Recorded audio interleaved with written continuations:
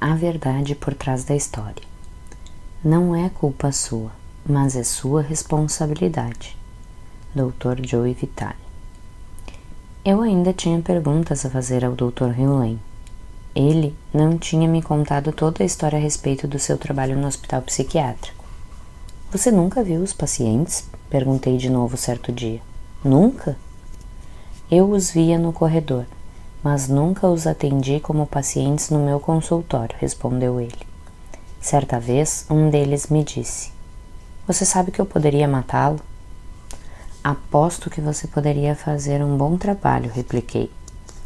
O Dr. Hewlett prosseguiu dizendo: Quando comecei a trabalhar com os criminosos com problemas mentais no hospital estadual, tínhamos 3 ou 4 ataques importantes por dia entre os pacientes.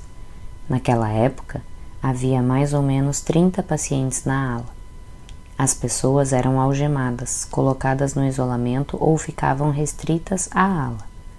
Os médicos e as enfermeiras andavam pelos corredores de costas para a parede, com medo de serem atacados. Depois de apenas alguns meses de limpeza, testemunhamos uma mudança completa para melhor. As algemas e o isolamento foram eliminados, e as pessoas tiveram permissão para sair e fazer coisas como trabalhar e praticar esporte. Mas o que ele fez exatamente para iniciar essa transformação? Precisei assumir uma completa responsabilidade dentro de mim por ter tornado os problemas concretos fora de mim, disse ele. Tive que purificar os meus pensamentos tóxicos e substituí-los por amor. Não havia nada errado com os pacientes, os erros estavam em mim. Como explicou o Dr. Hewlett, nem os pacientes, nem mesmo a ala sentiam amor. Assim, ele amava tudo. Eu olhava para as paredes e percebia que elas precisavam ser pintadas, me disse ele. Mas a nova tinta não aderia, descascava imediatamente. Eu então disse às paredes que as amava. Um dia, alguém decidiu pintá-las e, dessa vez, a tinta aderiu. Esse comentário me pareceu no mínimo esquisito, mas eu estava me acostumando às coisas que ele dizia. Finalmente, fiz a pergunta que mais estivera me incomodando. Todos os pacientes foram liberados? 2 deles nunca o foram, respondeu o Dr. Hewlett. Foram transferidos para outro lugar. De resto, a ala inteira ficou curada. Ele então acrescentou algo que verdadeiramente me ajudou a compreender o poder do que ele fizera.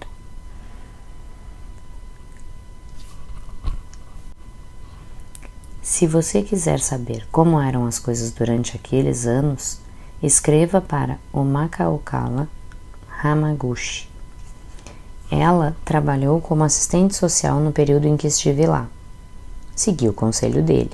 Ela escreveu o seguinte para mim: Caro Joey, obrigada por esta oportunidade. Quero que você saiba que estou escrevendo em colaboração com Emory Lance Oliveira, um assistente social que trabalhou na unidade com o Dr. Hewlett. Fui a assistente social designada para a recém-inaugurada unidade forense no Hospital Psiquiátrico Estadual do Havaí. Essa unidade se chamava Closed Intensive Security Unit, CISU.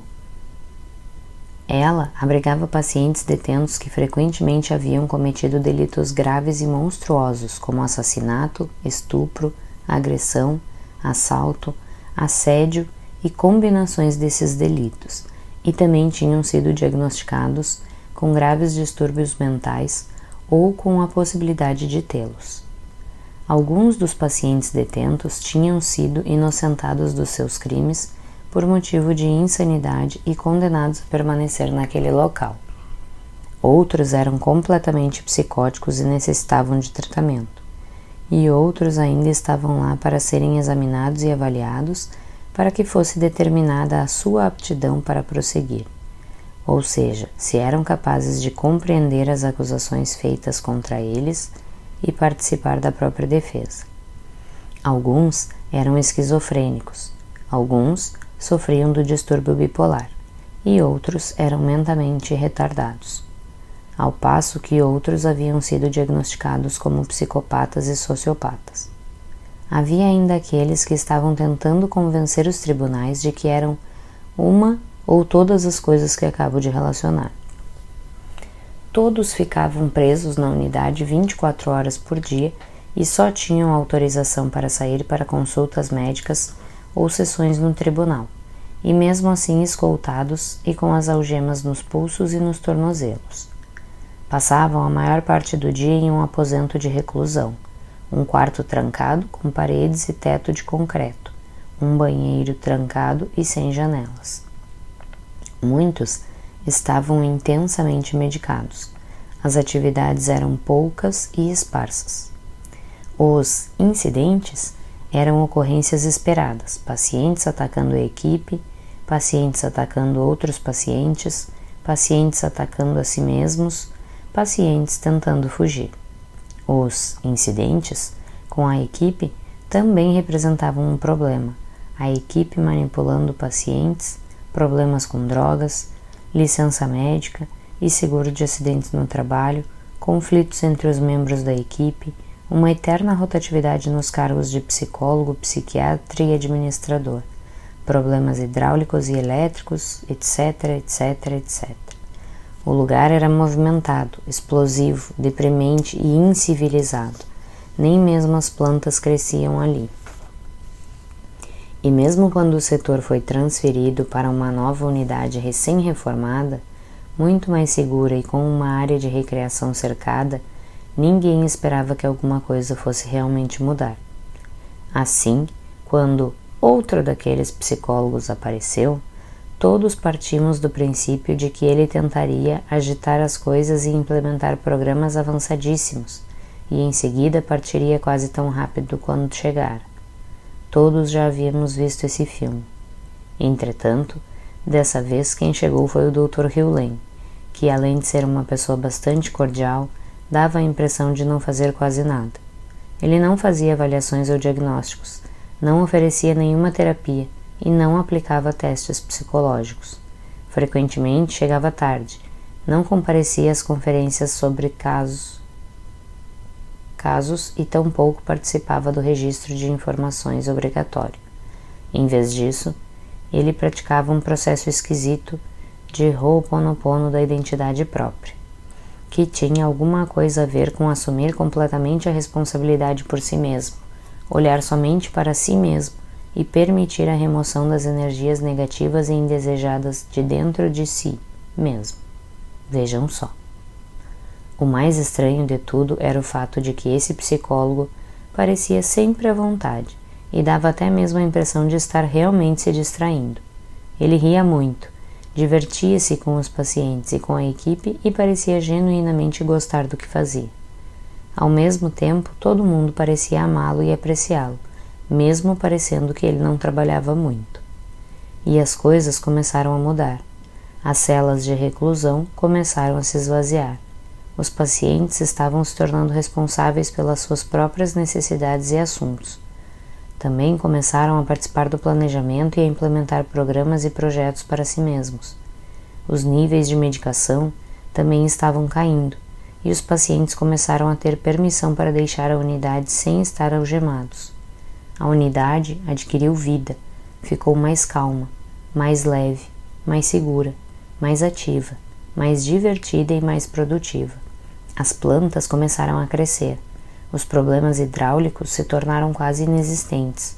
Os incidentes de violência na unidade passaram a ser raros e a equipe pareceu mais harmoniosa, relaxada e entusiasmada.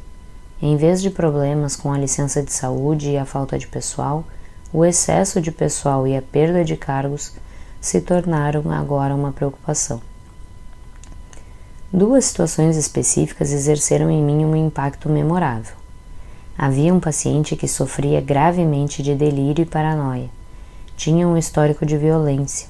Havia ferido com gravidade pessoas tanto no hospital quanto em público, do lado de fora, e havia sido internado diversas vezes em hospitais. Ele foi enviado dessa vez para a SISU, por ter cometido um crime. Eu morria de medo dele. O cabelo na minha nuca ficava em pé sempre que ele estava por perto. Foi então que, para minha grande surpresa, 1 ou 2 anos depois de o Dr. Hewlett ter aparecido, dei com ele caminhando na minha direção, escoltado, sem algemas, e não senti nenhum arrepio na nuca. Eu me senti como se estivesse apenas observando, sem fazer nenhum julgamento, até mesmo quando passamos um pelo outro com o nosso ombro quase se tocando. A minha reação habitual de estar pronta para correr não se manifestou. Na realidade, reparei que ele parecia calmo. Eu não estava mais trabalhando na unidade naquela ocasião, mas eu tinha que descobrir o que havia acontecido. Soube que ele já estava fora da cela de reclusão e sem usar algemas havia algum tempo, e a única explicação era que alguns dos membros da equipe estavam praticando o Ho'oponopono que o Dr. Hewlett compartilhara com eles. A outra situação teve lugar enquanto eu estava assistindo ao noticiário na televisão. Eu tinha tirado um dia de folga para cuidar da minha saúde mental, ficando afastada do trabalho e relaxando.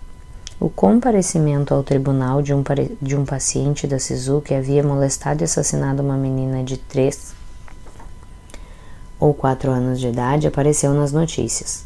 Esse paciente fora hospitalizado por ter sido considerado incapaz de se defender das acusações apresentadas contra ele. Ele foi examinado e avaliado por vários psiquiatras e psicólogos e recebeu uma série de diagnósticos que, naquela época, provavelmente teriam conseguido inocentá-lo por motivo de insanidade. Ele não teria tido que ir para a prisão e teria ficado confinado ao ambiente menos restritivo do hospital estadual, com a chance de uma liberdade condicional.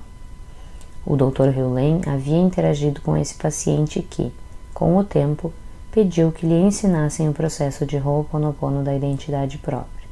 Ao que consta, ele praticou de forma muito persistente e regular, compatível com a sua condição de ex-oficial dos Fuzileiros Naval. A essa altura, ele fora considerado apto para se defender e foi então marcada uma audiência no tribunal para que ele fizesse a sua contestação. Embora quase todos os outros prisioneiros e os seus advogados houvessem optado por se declarar inocentes por motivo de insanidade, e provavelmente sempre o fariam, não foi o que esse paciente fez. Na véspera do dia em que estava marcado o seu comparecimento ao tribunal, ele dispensou o advogado. Na tarde seguinte, ele se postou no tribunal diante do juiz e proclamou, com humildade e remorso: "Sou responsável e lamento o que fiz." Ninguém esperava por isso. O juiz levou alguns instantes para entender o que acabara de acontecer.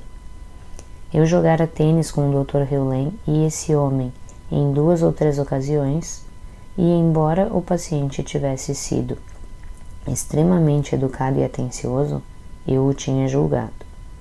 No entanto, naquele momento senti apenas ternura e amor por ele, bem como uma enorme mudança em toda a sala do tribunal.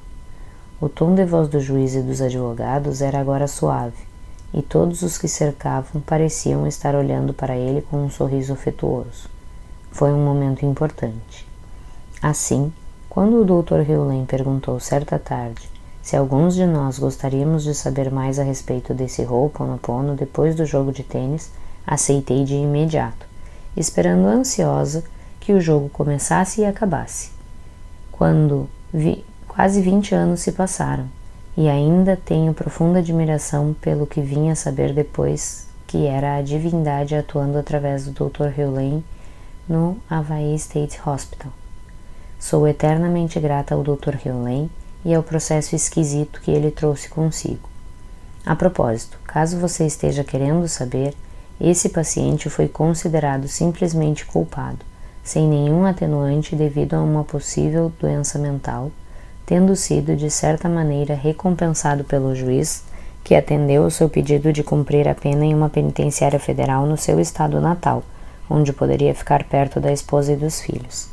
Além disso, embora quase 20 anos tenham se passado, recebi um telefonema essa manhã da antiga secretária da unidade que queria saber se o Dr. Hewlett estaria disponível, em um futuro próximo, para se reunir com alguns membros da antiga equipe, cuja maioria está aposentada. Vamos nos reunir com eles daqui a algumas semanas. Quem sabe o que poderá acontecer? Ficarei com as antenas ligadas para captar novas histórias. Paz.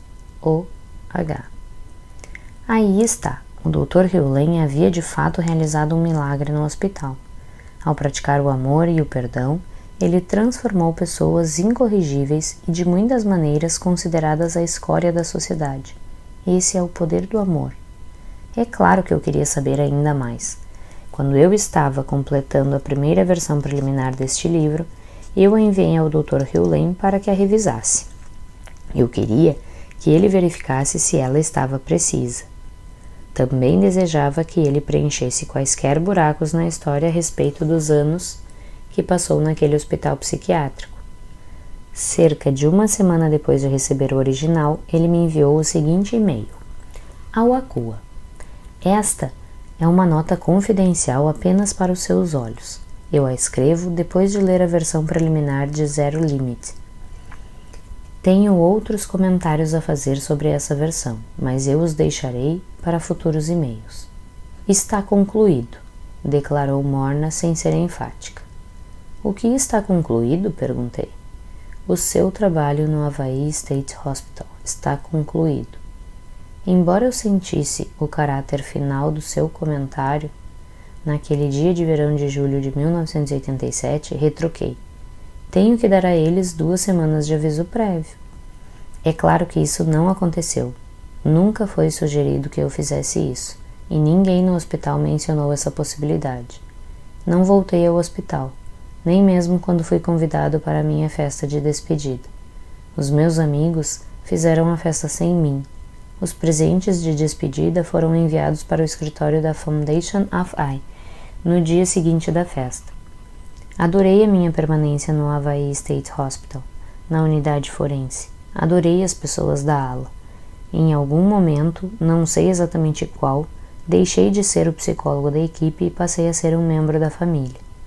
Vivi em estreito contato com a equipe, os pacientes, as regras, as políticas, as panelinhas e as forças visíveis e invisíveis na ala durante 3 anos, 20 horas por semana. Eu estava lá quando as celas de reclusão, as algemas, a medicação e outras formas de controle eram modos de operação regulares e aceitáveis. Eu estava lá quando o uso das celas de reclusão e de algemas simplesmente se evaporaram em algum momento. Quando? Ninguém sabe. A violência física e verbal também se evaporou quase completamente. A redução no uso de medicamentos ocorreu por si só. Em algum momento, sabe-se lá quando, os pacientes passaram a deixar a unidade para atividades de recreação e de trabalho, sem grilhões de metal e sem necessitar de autorização médica. A mudança na ala de um lugar desequilibrado e tenso para um local tranquilo ocorreu de forma simples e sem esforço consciente. A mudança da ala de um lugar que tinha uma carência de pessoal crônica para um local com excesso de funcionários simplesmente aconteceu. Desejo deixar claro que eu era um membro próximo e ativo da família na ala, e não um espectador. De fato, eu não oferecia terapia, não aplicava testes psicológicos, não comparecia às reuniões da equipe sobre os pacientes. No entanto, eu estava intimamente envolvido com o funcionamento da ala. Eu estava presente quando surgiu o primeiro projeto de trabalho dentro da ala, assar biscoitos para vender para fora. Eu estava presente quando apareceu a primeira atividade fora da ala, lavar carros. Eu estava presente quando o primeiro programa de recreação fora da ala teve início. Não deixei de executar as funções habituais do psicólogo da equipe por sentir que eram inúteis. Eu simplesmente o fiz por motivos desconhecidos. Entretanto, eu percorria a ala e participava da preparação dos biscoitos, do jogging e das partidas de tênis fora da ala. Porém, mais do que tudo, eu fazia minha limpeza antes, durante e depois de cada visita à ala, todas as semanas, durante 3 anos. Eu purificava tudo o que estivesse acontecendo em mim relacionado à ala, todas as manhãs e todas as noites, e também quando qualquer coisa a respeito da ala me vinha à cabeça. Obrigado, eu te amo. Paz do eu, e Haleakala. Adorei esse esclarecimento adicional. Ao mesmo tempo que revelou humildade da parte do Dr. Hewlett, também ajudou a explicar o que ele fez e o que não fez enquanto estava a serviço do hospital. Escrevi para ele e pedi a sua permissão para incluir neste livro o e-mail que ele me enviou, para que eu pudesse compartilhá-lo com os leitores. Ele respondeu com uma única palavra a que eu esperava que ele escrevesse: sim. O meu aprendizado com esse homem incrível ainda não terminou. Decidimos que começaríamos a oferecer seminários juntos, e é claro que seríamos coautores deste livro. Mas, pelo menos agora, eu tinha a história completa a respeito de como ele ajudou a curar uma ala inteira de criminosos que sofriam de doenças mentais. Ele fez isso, como faz tudo o mais, trabalhando em si mesmo. E ele trabalha em si mesmo com 3 palavras simples: eu te amo. É claro que você e eu podemos realizar o mesmo processo. Se eu precisasse resumir em breves etapas o método modernizado da identidade própria, por meio do Ho'oponopono que o Dr. Hewlett ensina, o resultado talvez fosse algo assim: 1. Fazer uma limpeza contínua. 2. Agir em função de ideias e oportunidades que surgem no nosso caminho. 3. Fazer uma limpeza contínua. É isso aí. Esse talvez seja o caminho mais curto para o sucesso jamais criado. Talvez seja o caminho de menor resistência. Talvez seja o caminho mais direto para o estado zero. E tudo começa e termina com uma frase mágica: eu te amo. Essa é a maneira de penetrar a zona de limite zero. E sim, eu te amo.